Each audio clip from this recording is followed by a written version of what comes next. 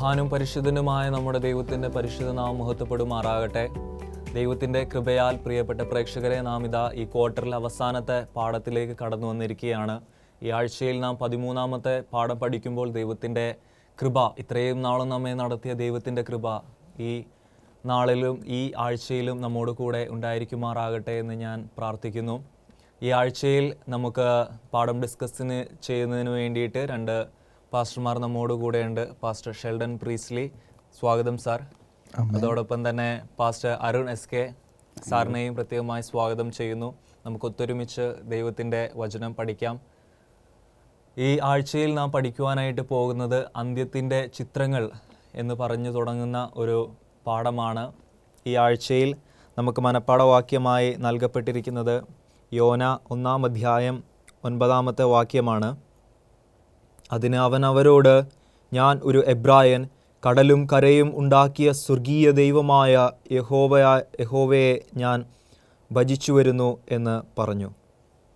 ദൈവത്തിന് മഹത്വം. ഈ സമയം നമുക്ക് ഈ പാഠപഠനത്തിന് അനുഗ്രഹത്തിനായി അരുൺ പാസ്റ്റർ പ്രാർത്ഥിക്കും. മഹാകാരുണ്യവാനും നിത്യന് നീതിമാനുമായി സ്വർഗത്തിൽ വാസം ചെയ്യുന്ന വാഴ്ത്തപ്പെട്ട നല്ല ദൈവമേ, സ്വർഗീയ പിതാവേ, മനോഹരമായ പാഠപഠനത്തിലേക്ക് ഞങ്ങൾ പ്രവേശിക്കുകയാണ് നാഥ. അവിടുത്തെ ജ്ഞാനത്താൽ ഞങ്ങളെ നിറയ്ക്കണമേ എന്ന് പ്രാർത്ഥിക്കുന്നു. ഞങ്ങളുടെ ജ്ഞാനം കൊണ്ട് കർത്താവെ, അവിടുത്തെ സത്യങ്ങളെ വിവരിക്കുവാൻ ഞങ്ങൾക്ക് കഴിയുകയില്ല കർത്താവെ. എന്നാൽ അവിടുത്തെ പരിശുദ്ധാത്മാവിനാൽ ഞങ്ങളെ നിറച്ച് കർത്താവെ, അവിടുത്തെ വചന സത്യങ്ങളെ ജനങ്ങളിൽ എത്തിക്കുവാൻ തക്കവണ്ണം അവിടുന്ന് സഹായിക്കണമേ എന്ന് പ്രാർത്ഥിക്കുന്നു. അവിടുത്തെ കൃപയാൽ നിറയ്ക്കണമെന്ന് ഞങ്ങൾക്കായി ജീവന് നൽകി ഉയർത്തുന്നേറ്റിരിക്കുന്ന അരുമനാഥനായ യേശു ക്രിസ്തുവിൻ നാമത്തിൽ അടിയൻ അപേക്ഷിക്കുമ്പോൾ അടിയൻ്റെ എളിയ യാചന കേൾക്കണമേ നല്ല ദൈവമേ. ആമേൻ. ആമേൻ. നാം പാഠം തുടങ്ങുമ്പോൾ ഒരു പ്രവാചകനെ പരാമർശിച്ചുകൊണ്ടാണ് ലേഖകൻ തുടങ്ങുന്നത്. അതെ, യോന എന്ന പ്രവാചകനെ തന്നെ.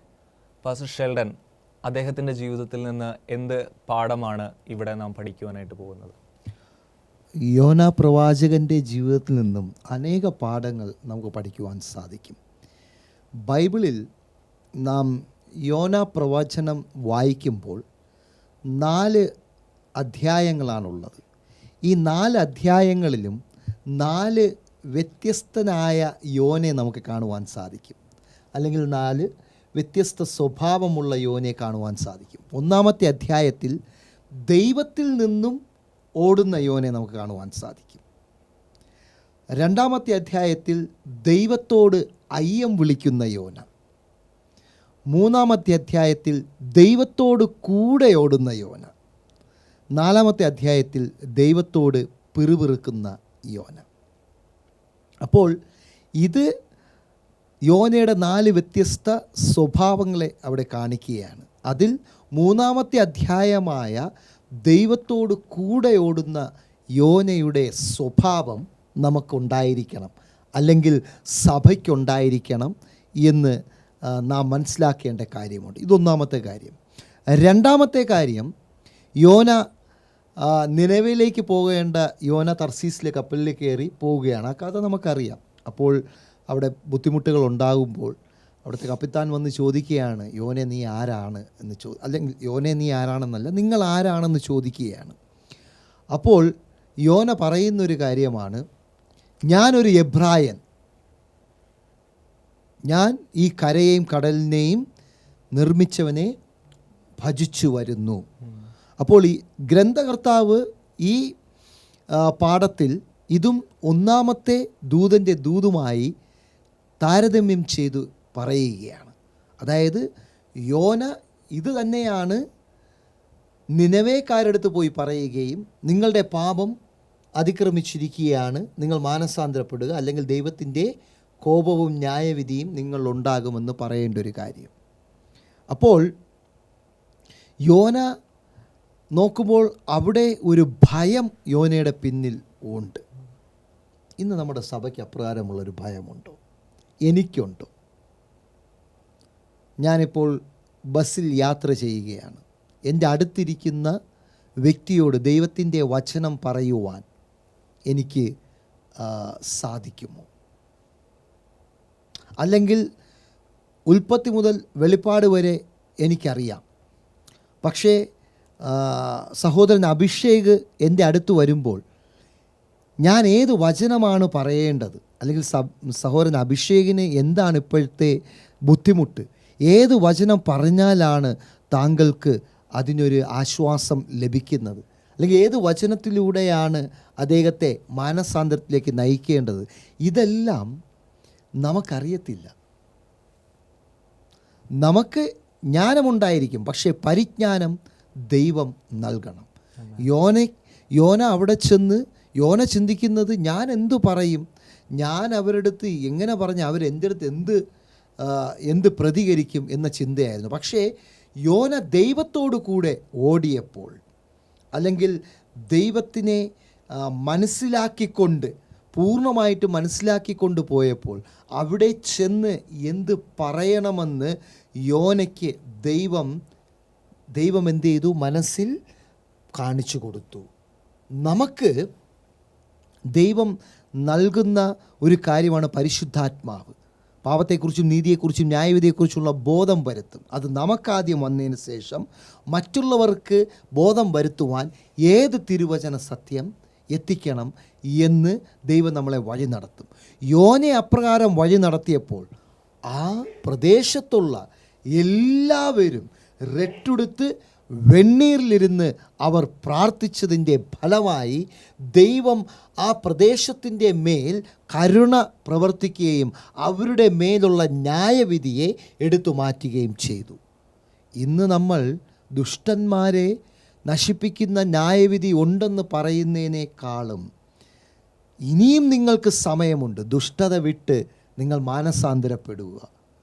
സ്വർഗരാജ്യവും നിത്യജീവനും നിങ്ങൾക്കുള്ളതാണ്. ആ ഒരു ചിന്തയോടുകൂടെയുള്ള ഒരു തീരുമാനം നമ്മൾ എടുക്കുകയും അപ്രകാരമുള്ള ഒരു സുവിശേഷീകരണം നമ്മൾ നടത്തുകയും ചെയ്യുമ്പോൾ ആ നിനവേക്കാർ മാനസാന്തരപ്പെട്ടതുപോലെ അനേക പേർ മാനസാന്തരപ്പെട്ട് സത്യസഭയോട് ചേരും. അതാണ് യോനയുടെ ആ ജീവിത ചരിത്രത്തിൽ നിന്നും നാം മനസ്സിലാക്കുന്നത്. അപ്രകാരം തന്നെ ആയിരിക്കട്ടെ എന്ന് ഞാൻ പ്രാർത്ഥിക്കുന്നു. ഇപ്പോൾ ഒരു ചെറിയ ഇടവേളയ്ക്കുള്ള സമയമാണ്. അതിനുശേഷം നമ്മുടെ പാഠം നമുക്ക് തുടരാവുന്നതാണ്. പ്രിയമുള്ള പ്രേക്ഷകരെ, ഇപ്പോൾ ഒരു ഷോർട്ട് ബ്രേക്കിനുള്ള സമയമാണ്. അതിനുശേഷം നമ്മുടെ പാഠവുമായി പോകുവാൻ ദൈവം നമ്മെ സഹായിക്കട്ടെ.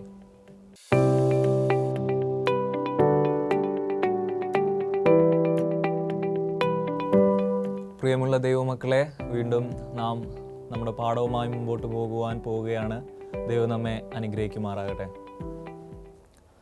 പാസ്റ്റർ അരുൺ, ബെൽഷസ്സർ രാജാവ് ഒരുക്കിയ വിരുന്നും അന്ന് രാത്രിയിൽ യൂഫ്രട്ടീസ് നദി വറ്റിപ്പോയതിൻ്റെയും സാരാംശം അതൊന്ന് വിശദീകരിച്ച് നൽകാമോ?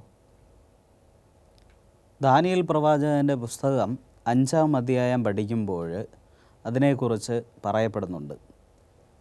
ബെൽഷസ്സറിനെ കുറിച്ച് പഠിക്കുകയാണെങ്കിൽ, നെബൂഖദ്നേസർ രാജാവ് മരിച്ച ശേഷം തൻ്റെ മകനായ ബെൽഷസ്സർ രാജ്യം അധികാരം ഏറ്റെടുക്കുന്നതായിട്ട് കാണുവാൻ സാധിക്കും.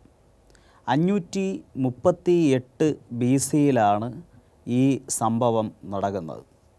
അന്ന് 1000 പേർക്കാണ് അവിടെ വിരുന്ന് ഒരുക്കപ്പെടുകയാണ്. ആ വിരുന്ന് എന്തിൻ്റെ ഉദ്ദേശമെന്ന് ചോദിച്ചു കഴിഞ്ഞാൽ, തൻ്റെ അപ്പനായ നെബൂഖദ്നേസർ ദൈവത്തിൻ്റെ മക്കളെ പിടിച്ചു കൊണ്ടുവന്നതിൻ്റെ ഒരാഘോഷമായിട്ട് നടത്തുകയായിരുന്നു. അതിൻ്റെ മറ്റൊരു കാര്യമെന്ന് പറഞ്ഞാൽ, യെരുശലേം ദൈവാലയത്തെ പിടിച്ചടക്കി അതിലുണ്ടായിരുന്ന ഉപകരണങ്ങളെല്ലാം കൊണ്ടുവന്ന് ബാബേലിലേക്ക് കൊണ്ടുവന്നിരുന്നു. അതിൽ ദൈവത്തിൻ്റെ ആലയത്തിലുള്ളതായ വെള്ളിപ്പാത്രങ്ങളിൽ അവർ വീഞ്ഞ് നുകർന്ന് കുടിച്ച് ആനന്ദിക്കുന്നതായ ഒരവസ്ഥയാണ് അവിടെ കാണുവാൻ കഴിയുന്നത്. അന്ന് വളരെയധികം ആഹ്ലാദത്തോടുകൂടെ അവർ ആയിരുന്നു. എന്നാൽ അന്നത്തെ രാത്രിയിൽ ദൈവം ബെൽഷസ്സറിനെ ന്യായം വിധിക്കുന്നതായിട്ട് കാണുവാൻ സാധിക്കും. ദിവസം പഠിക്കുമ്പോൾ 5-ാം അധ്യായത്തിൽ പഠിക്കുമ്പോൾ പറയപ്പെടുന്നുണ്ട്, അതിൻ്റെ 25-26 വാക്യം വായിക്കുമ്പോൾ പറയുന്നുണ്ട്, ഒരു എഴുത്ത് ചുവരിൽ എഴുതപ്പെടുന്നതായിട്ട് കാണുവാൻ കഴിയും. ആ എഴുത്തെന്ന് പറയുന്നത് മെനെ മെനെ തെക്കേൽ ഊഫർസി എന്നായിരുന്നു. അതിൻ്റെ അർത്ഥം മെനെ എന്ന് വെച്ചാൽ ദൈവം നിൻ്റെ രാജ്യത്വം എണ്ണി അതിന് അന്തം വരുത്തിയിരിക്കുന്നു. തെക്കേൽ എന്ന് വെച്ചാൽ തുലാസിൽ നിന്നെ തൂക്കി കുറവുള്ളവനായി കണ്ടിരിക്കുന്നു. പെറോസ് എന്ന് വെച്ചാൽ നിൻ്റെ രാജ്യം വിഭാജിച്ച് മേദ്യർക്കും ഫാർസിയർക്കും കൊടുത്തിരിക്കുന്നു. അപ്പോൾ ഈ സംഭവം അന്നത്തെ രാത്രിയിൽ നടക്കുകയാണ്. 538 BC നടക്കുകയാണ്. അതായത് നമ്മൾ പഠിക്കുമ്പോൾ ദാനിയേൽ കണ്ടതായ വിവരിച്ച് കൊടുത്തതായ, അതായത് ബെൽഷസ്സർ രാജാവ് ആദ്യം കണ്ട് പരവശനായ ആ സ്വപ്നത്തിൽ കണ്ടതായ ആ ഒരു ദർശനത്തിൻ്റെതായ ഒരു ഭാഗമാണ് കാണുവാൻ സാധിക്കുന്നത്. അതായത് ബാബിലോണിൻ്റെ വീഴ്ച സംഭവിക്കുന്നതായ ദിവസമാണ് ബെൽഷസ്സറിൻ്റെതായ ആ പതന ദിവസവും കൂടെയായിരുന്നു അന്നെന്ന് കാണുവാൻ കഴിയും. അന്ന് യൂഫ്രട്ടീസ് നദി വറ്റിച്ച് മേദ്യം പാർസ്യരും അവിടെ കടന്നു വരികയാണ്. അന്ന് സൈറസ് രാജാവ് അവിടേക്ക് കടന്നു വരികയും ഈ ബാബിലോണിനെ എന്നേക്കുമായി തകർക്കുകയും ചെയ്തതായിട്ട് കാണുവാൻ തക്കവണ്ണം സാധിക്കും. അപ്പോൾ ഇതിലൂടെ നമുക്ക് മനസ്സിലാക്കുവാൻ കഴിയുന്നതായ കാര്യമെന്ന് പറയുന്നത്, ദൈവത്തിൻ്റെതായ ദൈവം നൽകപ്പെട്ടിരിക്കുന്നതായ ദൈവത്തിൻ്റെതായ ആലയത്തിലെ പാത്രങ്ങളെ ദുർവിനിയോഗം ചെയ്യുകയും അതുപോലെ ദൈവത്തിന് വിരുദ്ധമായിട്ട് നിൽക്കുകയും ചെയ്തതിൻ്റെ ഫലമായി ആ ബാബിലോണിനെ തകർച്ചയിലേക്ക് പോകുന്നതായി കാണുവാൻ കഴിയും. വെളിപ്പാട് പുസ്തകം പഠിക്കുമ്പോൾ 14-ാം അധ്യായം പഠിക്കുമ്പോൾ രണ്ടാമത്തെ ദൂതൻ പറയുന്നതായ ഒരു വാക്യമുണ്ട്. രണ്ടാമത് വേറൊരു ദൂതൻ പിൻചെന്ന് വീണുപോയി തൻ്റെ ദുർനടപ്പിൻ്റെ മദ്യം സകല ജാതികളെയും കുടിപ്പിച്ച മഹതിയ ബാബിലോൺ വീണുപോയി. അപ്പോൾ ബാബിലോണിൻ്റെ തകർച്ച സംഭവിക്കുന്നതെന്ന് പറയുന്നത് 538 BC ഈ ബെൽഷസ്സറിൻ്റെ മരണത്തോടുകൂടെ ആ രാജ്യം എന്തു ചെയ്യുകയാണ്, മേദ്യരും പാർസ്യരും കീഴടക്കുന്നതായിട്ട് കാണുവാൻ തക്കവണ്ണം സാധിക്കും.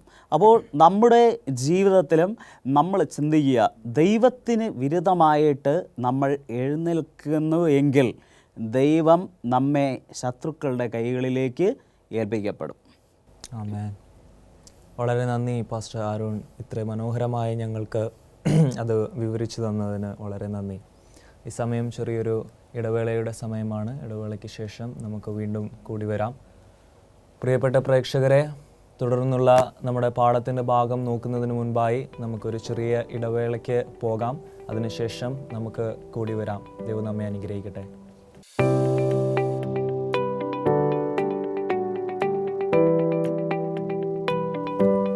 പ്രിയമുള്ള പ്രേക്ഷകരെ, വീണ്ടും സ്വാഗതം. നാം തുടർന്ന് ഈ ഭാഗം പഠിക്കുവാനായിട്ട് പോവുകയാണ്. ദൈവത്തിൻ്റെ കൃപ നമ്മോട് കൂടെ ഇരിക്കുമാറാകട്ടെ. പാസ്റ്റർ ഷെൽഡൻ, നാം പാഠം പഠിച്ചു വരുമ്പോൾ അവസാനമായി അഭിഷിക്തനായ ഘോരേഷിനെ കുറിച്ച് പറയുന്നുണ്ട്. എന്താണ് അദ്ദേഹത്തെക്കുറിച്ച് ഈ പാഠത്തിൽ നാം പഠിക്കുന്നത്? ആദ്യം അഭിഷിക്തൻ എന്ന് പറയുമ്പോൾ ദൈവത്താൽ അഭിഷിക്തപ്പെട്ടവൻ, അല്ലെങ്കിൽ ദ അനോയിൻറ്റഡ് വൺ. എന്തിനാണ് ഒരാളെ ദൈവം അഭിഷേകം ചെയ്യുന്നത്? അല്ലെങ്കിൽ ഇപ്പോൾ യോന പ്രവാചകനെ പറഞ്ഞു വിട്ടപ്പോൾ അഭിഷേകം ചെയ്തതിന് ശേഷം പ്രവാചകനായി അതിനുശേഷമാണ് പറഞ്ഞു വിടുന്നത്. അതേപോലെ പ്രവാചകന്മാരെ ആയിരുന്നാലും പുരോഹിതന്മാരെ ആയിരുന്നാലും അഭിഷേകം ചെയ്യുന്നു. ഇപ്പോൾ നമ്മുടെ കൂടെ സഹോദരൻ അഭിഷേകമുണ്ട്. തീർച്ചയായിട്ടും അഭിഷേകം ചെയ്യുക എന്ന് പറയുന്നത് ദൈവത്തിൻ്റെ ഇഷ്ടം പൂർത്തീകരിക്കുവാൻ ദൈവം ഭൂമിയിൽ നിന്നും തിരഞ്ഞെടുക്കുന്ന ദൈവത്തിൻ്റെ ദാസന്മാർ, അല്ലെങ്കിൽ ദൈവത്തിൻ്റെ ഇഷ്ടം ഈ ഭൂമിയിൽ എന്താണ് നടത്തുവാൻ പോകുന്നത് അത് മുന്നേക്കൂട്ടി അറിയിക്കുവാൻ പ്രവാചകന്മാരായി തിരഞ്ഞെടുത്തു, അതിന് അഭിഷേകം ചെയ്യുന്നു. എന്നാൽ ഇവിടെ രാജാവായ സൈറസിനെ അഭിഷേകം ചെയ്യുകയാണ്. എന്തിനെന്ന് പറഞ്ഞു കഴിഞ്ഞാൽ ദൈവ ഇഷ്ടം ചെയ്യുവാൻ തന്നെയാണ്. എന്നാൽ പ്രധാനപ്പെട്ട 2 ദൈവ ഇഷ്ടമെന്ന് പറയുന്നത്, ഒന്ന് പാസ്റ്റർ അരുൺ കഴിഞ്ഞ പാഠത്തിൽ അല്ലെങ്കിൽ കഴിഞ്ഞ ഇതിൽ പാസ്റ്റർ അരുൺ പറഞ്ഞു, കുറച്ച് മുന്നേ പറഞ്ഞതേ ഉള്ളൂ.